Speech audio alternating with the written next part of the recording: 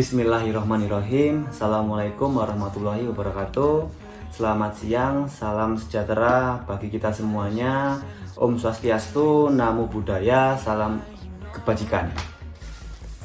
Di sini saya pertama-tama akan memperkenalkan diri. Nama saya Michelle Andrian. Saya angkatan di Perbanas di tahun 2010.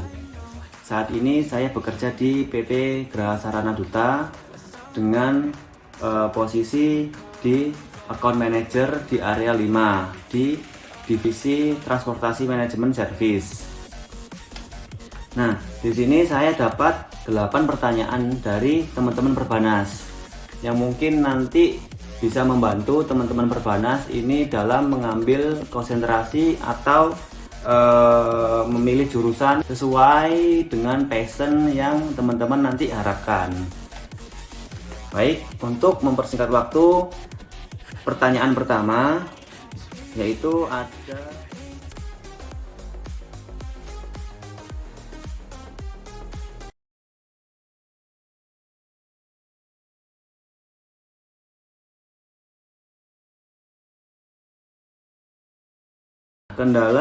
kendala ketika lulus kuliah.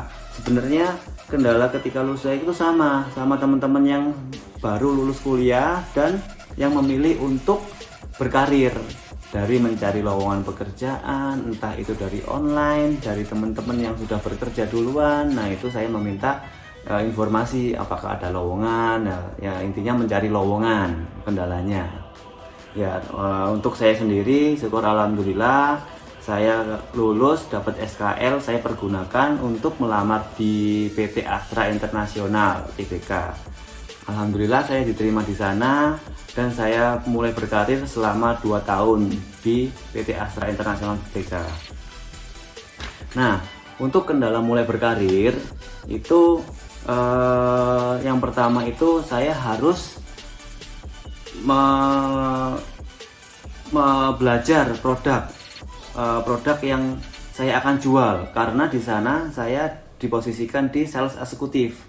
Jadi saya harus bisa menguasai produk yang saya akan jual. Dan setelah itu saya juga harus mengikuti dan mensupport budaya perusahaan tersebut dan mengikuti ritme pekerjaan, apalagi saya di ujung tombak perusahaan. Baik, untuk pertanyaan nomor 2.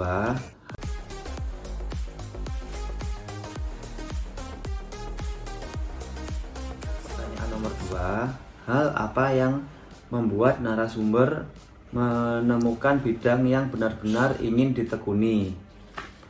Yang membuat saya menemukan bidang yang saya tekuni dulu di masa saya kuliah, kenapa saya memilih jurusan manajemen pemasaran, dimana saya dulu itu, kalau saya flashback kembali, saya itu orang yang tidak bisa presentasi dengan baik. Bahkan saya itu ragu sama argumentasi saya atau pernyataan saya saat ada diskusi di kelas. Mungkin Pak Sony atau Pak Hari masih ingat dengan hal tersebut, karena saya sempat berkali-kali ditegur dengan beliau, kalau presentasi jangan membaca buku, jangan memakai alat untuk presentasi masih selalu seperti itu tegurnya. Presentasi ya presentasi mas, gitu. Nah, saat itu saya mulai tertantang dengan beliau.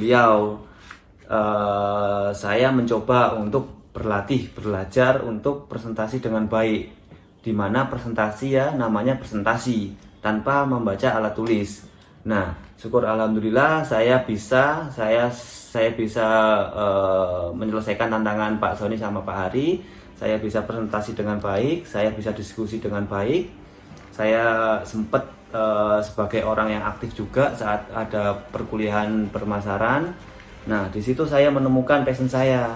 Oh, saya suka nih sama hal seperti ini. Ada presentasi, ada diskusi. Nah, di situ saya suka sama manajemen pemasaran, di mana saya memilih dan memutuskan untuk bergabung dan memilih jurusan di manajemen pemasaran. Untuk pertanyaan nomor 3,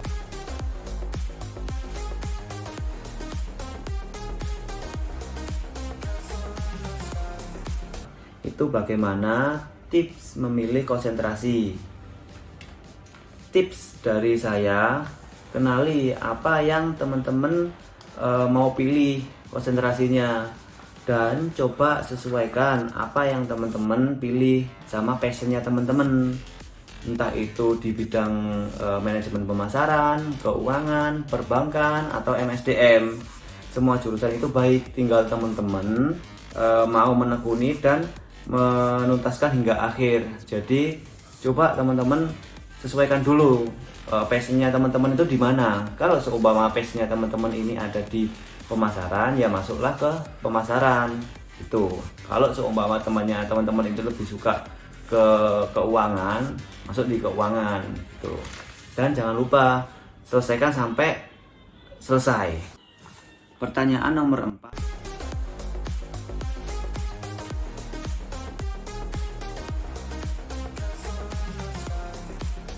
Apa kelebihan dan kekurangan dari manajemen pemasaran? Dari Mbak Handita Ayu Regina. Untuk kelebihan dan kekurangan itu dalam diri kita sendiri, Mbak.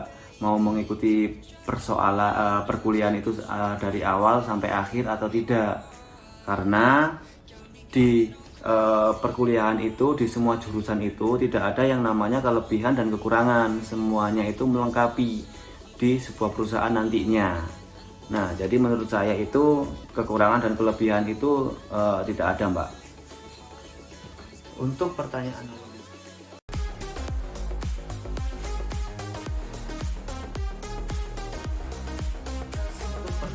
5, apa benar jika skripsi manajemen pemasaran itu susah? Dari Mas Dion Anugrah Perdana. Memang benar susah, Mas. Karena menurut saya dosen atau manajemen SDA Perbanas itu memiliki tanggung jawab ke masyarakat dan perusahaan yang percaya insan-insan Perbanas ini setelah lulus kuliah itu sudah siap untuk bekerja dan siap untuk bermasyarakat di luar. Nah, karena saat kita lulus kuliah itu kita dipersiapkan oleh dosen-dosen yang hebat-hebat di Perbanas agar kita bisa berkompetisi dan bisa berprestasi di luar. Makanya itu kenapa kita di kuliah itu nggak dimudahkan. Tapi kalau seumpama Mas Dion ini mau mengikuti proses kuliah awal sampai akhir dengan baik, saya rasa mudah kok, Mas. Untuk teman-teman Perbanas sebenarnya susah itu karena kita tidak tahu prosesnya. Dan kita hanya dengar-dengar dari teman-teman yang mungkin itu belum juga bisa menemukan proses bagaimana membuat skripsi atau menyelesaikan skripsi. Jadi tips dari saya ya, seumpama kalau Mas Dion atau teman-teman Perbanas nanti mau skripsi itu ikutin arahan dosen, terus rajin-rajin bimbingan sama dosen, dan sama deket ya sama teman-teman yang serius membuat skripsi. Insya Allah skripsinya akan cepat selesai. Untuk pertanyaan nomor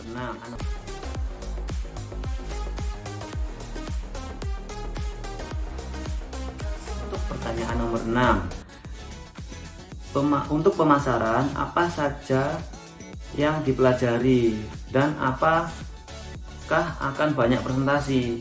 Dari Mbak Nyoman Risti Puja. Untuk yang dipelajari di konsentrasi pemasaran itu banyak, Mbak. Dari semester 1 sampai semester terakhir itu dipelajari semua. Untuk mata kuliahnya mohon maaf saya agak lupa nama-namanya, mata kuliahnya saya agak lupa. Cuman insya Allah untuk ilmunya saya tidak lupa, karena ilmu tersebut masih saya gunakan di dunia pekerjaan.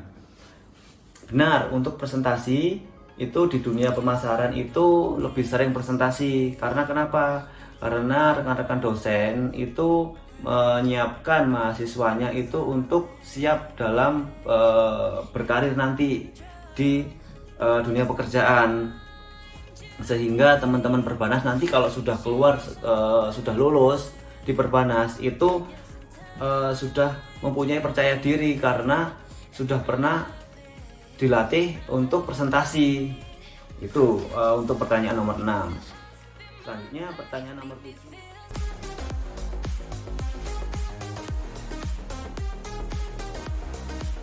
Selanjutnya pertanyaan nomor 7. Kesulitan dari konsentrasi pemasaran. Dari Muhammad Fizal, dari Mas Muhammad Fizal. Menurut saya sih nggak ada untuk kesulitannya teman-teman. Jika mau mengikuti pelajaran dan arahan dari dosen. Jadi kesulitan itu karena kita tidak pernah tahu dan kita nggak mau mengerjakan. Tapi kalau teman-teman mau mengerjakan, insya Allah nggak ada yang sulit. Untuk pertanyaan yang terakhir.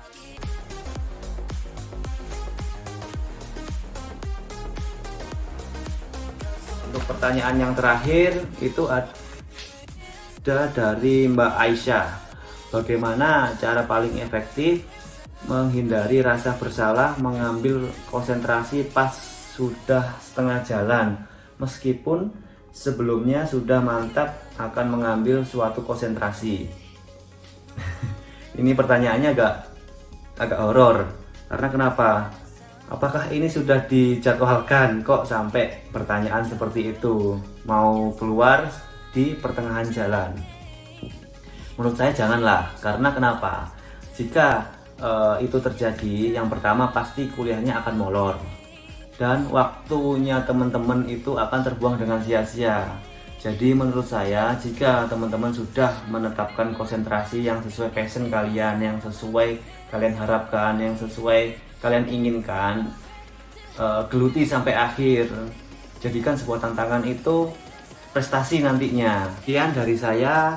Sebelumnya di pandemi COVID-19 ini, ayo kita saling menjaga diri dengan mengikuti program arahan yang ada dari pemerintah, seperti rajin cuci tangan, pakai masker, jaga jarak, dan lain-lain, untuk memutus rantai COVID-19 ini, sehingga virus COVID-19 ini segera selesai, hilang, dan tidak ada lagi di Indonesia ini maupun di dunia ini. Amin. Sebelumnya mohon maaf jika ada salah kata atau jawaban yang masih kurang pas atau berkenan. Wassalamualaikum warahmatullahi wabarakatuh.